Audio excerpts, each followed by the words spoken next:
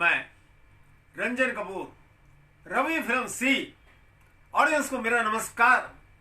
दोस्तों, आज हम आपके सामने एक हिस्टोरिकल स्टोरी पेश करना चाहते हैं। दोस्तों, इतिहास के बिना कोई भी देश पूर्ण रूप से पूर्ण नहीं कहला सकता। हम सदियों पुराने अपने इतिहास को दोहराना चाहते हैं। हम बार बार अपने पुराने इतिहास को दोहराएंगे ताकि उसकी यादें हमारी आत्मा है। हम अपनी आत्मा को, अपनी संस्कृति को खोना नहीं चाहते। हमारे पूर्वज सदियों पुरानी हमारी संस्कृति को दोहराते रहे और आज हम भी इसी संस्कृति को दोहराना चाहते हैं, क्योंकि हमारा इतिहास, भारत का इतिहास सदियों तक, करोड़ों सालों तक जन जन तक पहुंचता रहे। यही हमारा उद्देश्य है, यही हमारा ऑब्जेक्ट है। बच्चों, बड़ों और बुजुर्गों, आज हम जिस कथा को ला रहे हैं वो सिकंदर महान की कहानी है। Sikandar the great. जी हाँ, सिकंदर यूनान का राजा था। उसके दिल में आया कि मैं सारी दुनिया को फतेह करूंगा, और एक दिन इसी अटल निश्चय को लेकर वो चल पड़ा सारी दुनिया को जीतने के लिए। चलते चलते आखिर वो हिंदुस्तान पहुंचा।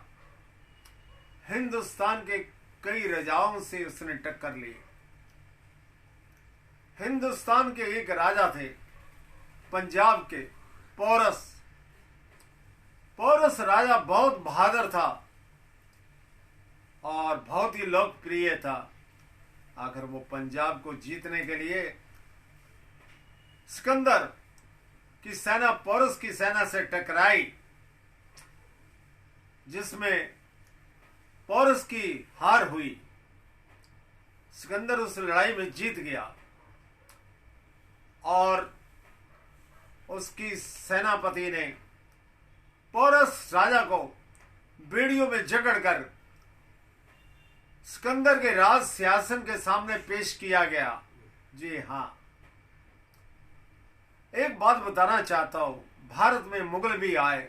मुगलों ने बहुत अत्याचार किए हिंदुस्तान में, लेकिन सिकंदर ने जनता को परेशान नहीं किया।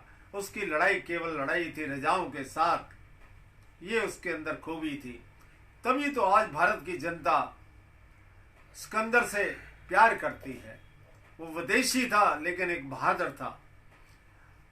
जब सिकंदर के सामने महान पोरस राजा को पेश किया गया, वो बेड़ियों से जकड़ा गया था, लोहे की बेड़ियों से। तब सिकंदर उससे बोला, पोरस, तुम्हें क्या जरा भी डर नहीं? तुम सीना तान कर, गर्दन तान कर हमारे सामने खड़े हो। जानते हो हम कौन हैं? सिकंदर महान। तब पोरस बोला कि मैं भगवान के सिवाय, ए सिकंदर, किसी से डरता नहीं। युद्ध में मेरी हार हुई तो क्या है, लेकिन मेरा दिल नहीं हारा। तब सिकंदर बोला, ए पोरस, तुम्हारे साथ क्या सलूक किया जाए? तब राजा पोरस बोला, सिकंदर, मेरे साथ वही सलूक करो जो एक राजा दूसरे राजा के साथ सलूक करता है। इस बात पर सिकंदर बहुत प्रसन्न हुआ और तब सिकंदर बोला, एक राजा दूसरे राजा को गुलाम नहीं बनाता। पोरस, हम तुम्हारी बहादुरी से बहुत प्रसन्न है। तुम भारत के सच्चे सपूत हो। कैद होने के बावजूद तुम नहीं डर रहे। ऐसे आदमी की हम कदर करते हैं। और सुनो, तुम हमारे से भी ज्यादा बहादुर हो और हमारा ये फर्ज नहीं कि तुम्हें बेड़ियों में जकड़ दिया जाए। तब वो अपने सेनापति सेल्यूकस से बोला, सेल्यूकस, पोरस राजा की बेड़ियां हटा दी जाए, इसे आजाद कर दिया जाए। ऐसे बहादुर वीर की हम तहे दिल से इज्जत करते हैं। ये हमसे भी बड़ा बहादुर है और हमें कोई अधिकार नहीं इस शूरवीर बहादुर को कैद करने का। तब सिकंदर बोला, राजा पोरस, हम तुम्हारे राज्य को लौटाते हैं और अब हमने संकल्प लिया है। यूनान से जब हम आए थे तब हमने एक संकल्प लिया था कि सारी दुनिया को फतेह करेंगे, लेकिन आज हमने अपने संकल्प को तोड़ दिया है। हम वापस चले जाएंगे, यूनान वापस लौट जाएंगे और हमने दुनिया को जीतने का इरादा भी छोड़ दिया है। उसके बाद इधर चंद्रगुप्त मौर्य जो मगध के सम्राट थे, पाटलिपुत्र बिहार में था। मगध साम्राज्य के राजा चंद्रगुप्त मौर्य वो भी पोरस की तरह बड़े वीर थे और उनके गुरुदेव चाणक्य थे मुख्य सलाहकार। तब चंद्रगुप्त मौर्य ने सेल्यूकस से जब मिला तो उसने कहा, हम तुम्हारी पुत्री हेलन से विवाह करना चाहते हैं। तब सेल्यूकस बहुत खुश हुआ, कहता, भारत का युवराज अगर हमारी पुत्री हेलन से विवाह करना चाहता है तो हम तैयार हैं। तब हेलन और चंद्रगुप्त मौर्य का विवाह हो गया और सिकंदर महान अपनी सेना को लेकर वापस यूनान चला गया। कुछ वर्षों के बाद सेल्यूकस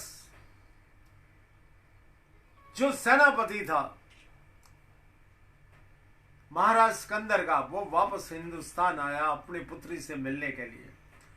इस बात का जब चंद्रगुप्त मौर्य के गुरु चाणक्य को पता चला तो उसने बॉर्डर पर ही, सरहद पर ही उसके पीछे जासूस लगा दिए।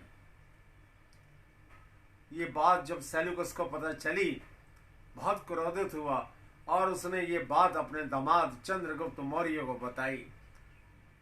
तब चंद्रगुप्त मौर्य अपने सुसर सेल्यूकस से बोला, हम पता लगाएंगे।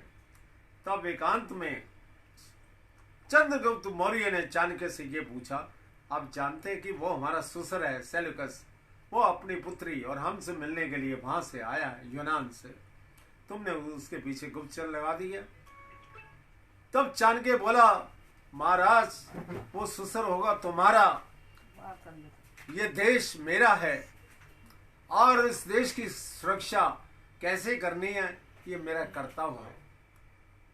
वो वहां से यूनान से क्या षड्यंत्र लेकर आया है, मैंने इसलिए गुप्तचर लगाए थे क्योंकि ये मेरा कर्तव्य था।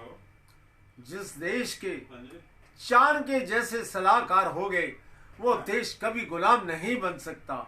चंद्रगुप्त मौर्य ने उनको नमन किया, महान हो गुरुदेव, आप जैसे अगर सलाहकार है किसी देश के तो वो देश कभी गुलाम नहीं बन सकता। आज क्या है, आज विदेशी भी आते हैं तो भारत वाले उसको जिताते हैं इलेक्शन में और बड़ी शान से कम वो चाणक्य से तो सबक सीखे, चंद्रगुप्त मौर्य से सबक सीखे। आखिर विदेशी तो विदेशी होता है। क्या प्रधानमंत्री बनने के लिए हमारे देश में कोई कमी है? आज लोकतंत्र है, भारत का एक गरीब किसान का लड़का भी भारत का प्रधानमंत्री राष्ट्रपति बन सकता है। ऐसा लोकतंत्र में संभव है, ऐसा होता है।